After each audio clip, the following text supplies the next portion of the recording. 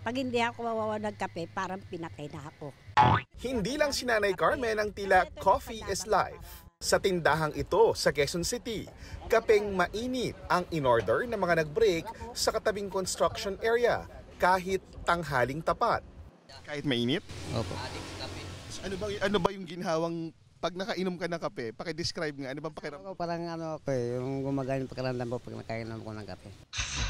Paki-describe ang pakiramdam. Sarap. Kape na po kayo, kahit tanghaling tapat, mainit. Ang 60 years old na si Gilay, hot coffee rin daw ang pamatid uhaw. Kahit nga umaapoy sa init ang temperatura, pakiramdam daw niya pagkatapos magkape. Presko sa katawan, parang tibay ang katawan ko kung kahit kontraksyon trabaho. Sarap ng kape. Malakas pa ako sa mga 25 anyos. Dahil sa? Kape. Totoo yun. Kaya ang may-ari ng tindahan na si Senaida, inaalas ka na ang mga suki. Mahilig talaga sa kape kahit gusto nila talaga pinapawisan mga ng mga yan. Kaya gusto nila mainit.